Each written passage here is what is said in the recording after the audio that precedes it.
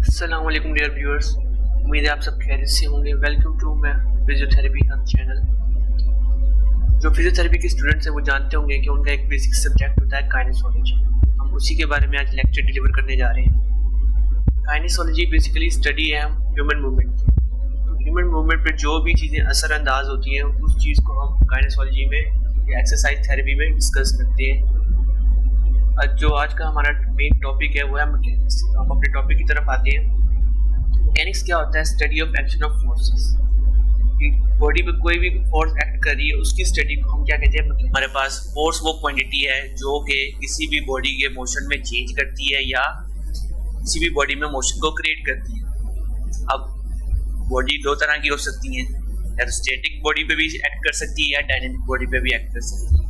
अगर हम static body की बात करें तो वो स्टैटिक कंडीशन तब होगी कि जब कोई बॉडी एक स्टेबल कंडीशन में है, इक्विलिब्रियम कंडीशन में है, अपनी कांस्टेंट स्टेट को जो है उसने मेंटेन रखा हुआ है, चाहे वो फिर रेस्ट में हो या फिर किसी कांस्टेंट मोशन में हो, तो हम उसको स्टैटिक स्टेट कहेंगे। डायनेमिक कब होगी? कि जब कोई भी बॉडी अपनी वेलोसिटी को चेंज करते हुए एक्सीलरेशन क्रिएट कर रही है और अपनी पोजीशन को चेंज कर रही है।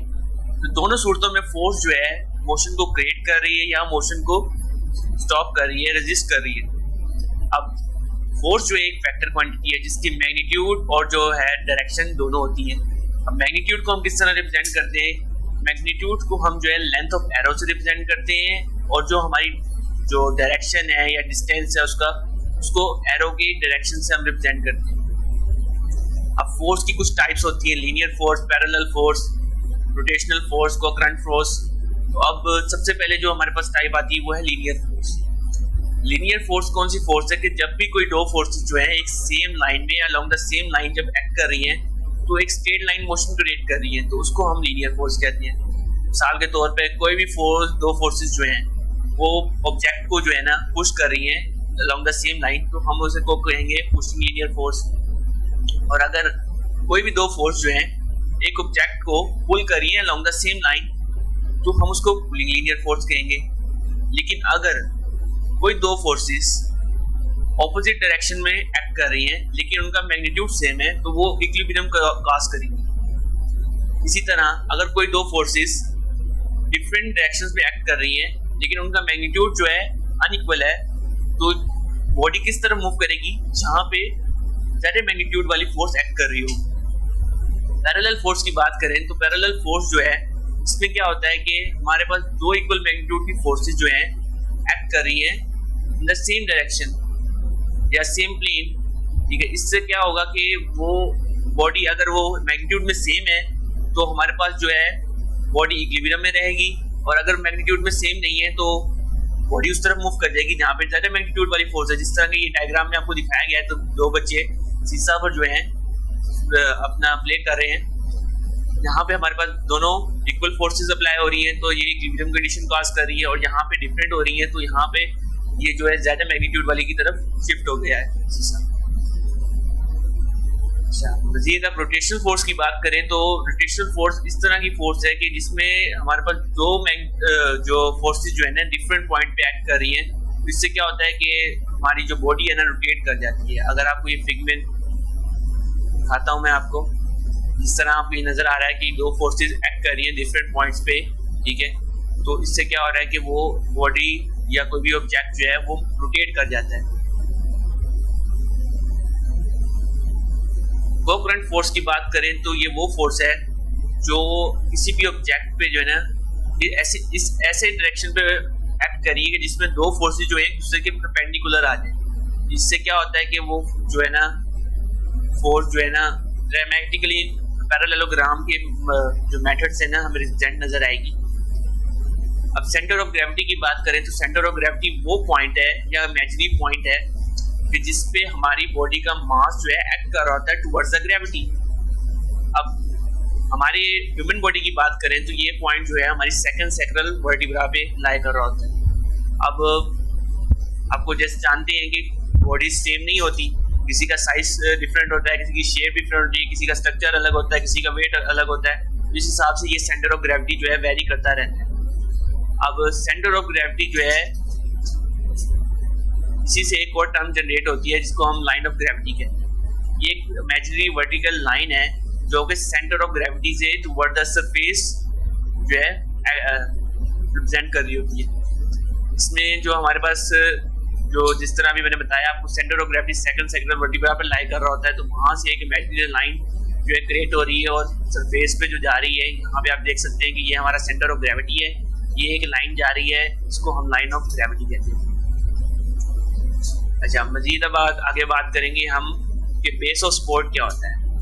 अच्छा, ये वो एरिया होता है जिस पर हमारी बॉडी लाई कर रही होती है। तो जो बेस ऑफ सपोर्ट है हमारा, वो सेंटर ऑफ ग्रेविटी के जो है इन्वर्सली प्रोपोर्शनल होता है।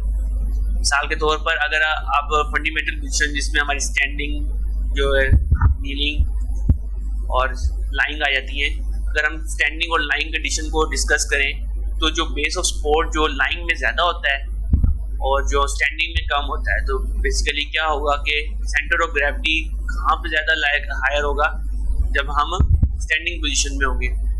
ठीक है, लाइंग पोजीशन में हमारा सेंटर ऑफ ग्रेविटी जो है वो लोअर लेवल पे होगा। तो इससे हमें पता चलता है कि ये दोनों एक दूसरे के इन्वर्सली प्रोपोर्शनल हैं।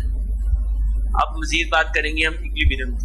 इक्विलिब्रियम हम जैसे पहले डिस्कस करके आए कि कोई भी दो फोर्सेज अब इक्वल मैग्नीट्यूड पर डिफरेंट डायरेक्शन में एक्ट कर रही हैं या सेम डायरेक्शन में एक्ट कर रही हैं, तो हमारे पास इक्विलिब्रियम कॉज करेंगे। अब इसकी कुछ टाइप्स होती हैं, यहाँ पे 3 टाइप्स हमने डिस्कस करनी है और बेसिकली ये 3 टाइप्स ही होती हैं: स्टेबल इक्विलिब्रियम, अनस्टेबल इक्विलिब्रियम और न्यूट्रल इक्विलिब्रियम। अब हम बात करें स्टेबल इक्विलिब्रियम की, तो स्टेबल इक्विलिब्रियम वो कंडीशन है जिसमें कोई भी बॉडी अपनी पोजीशन चेंज करती है और जब हम उसमें से फोर्स को जो है रिमूव करते हैं तो वो अपनी असल हालत में आ जाती है, उसको हम स्टेबल इक्विलिब्रियम कहते हैं। इसमें होता क्या है, बेसिकली बेस ऑफ सपोर्ट जो है हमारे पास ज़्यादा होता है और सेंटर ऑफ ग्रेविटी जो है वो लोअर पार्ट पे लाई कर होता है, जिस वजह से हमें बेस ऑफ सपोर्ट ज़्यादा होने की वजह से जो है स्टेबिलिटी मिल जाती है। मिसाल के तौर पर हम देखेंगे, हमने कोई भी बुक जो है ना एक टेबल पे रखी, हमने फोर्स अप्लाई करके उसको उठाया उस जगह से और दोबारा प्लेस कर दिया उस जगह पे, तो वो यानी कि वो अपनी असल हालत में वापस आ गई। अब अनस्टेबल इक्विलिब्रियम की बात करें तो जब हम कोई भी मिनिमम फोर्स अप्लाई कर रहे हैं तो क्या होता है कि वो अपनी पोजीशन को चेंज करती है और दोबारा अपनी पोजीशन गेन नहीं कर पाती। तो इस तरह की कंडीशन को हम अनस्टेबल इक्विलिब्रियम कहते हैं। इसमें क्या होता है कि बेस ऑफ सपोर्ट जो है लेस होता है और सेंटर ऑफ ग्रेविटी जो है हमारा हायर पोजीशन पर लाई कर रहा होता है, जिस वजह से क्या होता है हमारे इक्विलिब्रियम के चांसेस जो है कम हो जाते हैं। तो इसलिए अनस्टेबल इक्विलिब्रियम इसको हम कहते हैं। मिसाल के तौर पर हमने कोई भी पेंसिल जो है अभी हमने टेबल पे प्लेस की, उसके बेस पे वो जो है सपोर्ट हुई भी है। जब हमने थोड़ी सी फोर्स अप्लाई की तो वो पेंसिल अपनी हालत से हट जाएगी और जो है वो दोबारा गेन नहीं कर पाएगी उसको।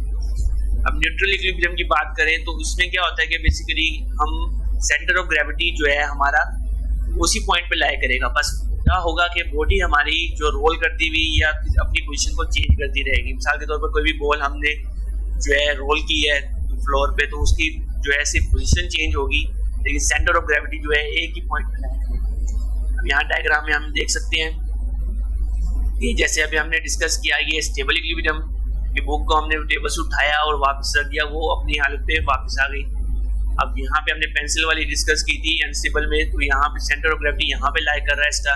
जब हमने कोई फोर्स अप्लाई की तो ये जो है गिर जाएगी, ऐसी बात है, अनस्टेबल हो जाएगी। और ये अब रोलिंग ऑब्जेक्ट की बात की हमने, सेंटर ऑफ ग्रेविटी इसका सेंटर में लाया करेगा, लेकिन जब हम इसको रोल करेंगे तो ये रोल करता करता अपनी पोजीशन चेंज करता रहेगा।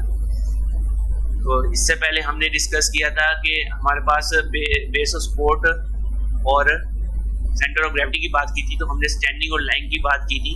तो आप यहाँ देख सकते हैं कि सेंटर ऑफ ग्रेविटी हमारा यहाँ लाया कर रहा है, बेस हमारा कम है, जिस वजह से क्या होगा हम इस पोजीशन में जो है अनस्टेबल होंगे थोड़ा सा। और इसके बाद जब हम लाइन में हैं तो हमारा सेंटर ऑफ ग्रेविटी यहाँ लाया कर रहा है, बेस ज़्यादा है, जिस वजह से हमारी बॉडी इस वक्त स्टेबल कंडीशन में है। तो ये था हमारा आज का लेक्चर। मज़ीद अब हम आगे लीवर को, पुले को डिस्कस करेंगे और इसके अलावा कुछ जनरल टर्म्स होंगी उनको भी डिस्कस करेंगे। तो हमारे चैनल को सब्सक्राइब करें और बेल आइकन के बटन को लाजमी दबाएं ताकि हमारी आने वाली वीडियो आप तक पहुंच सके। शुक्रिया।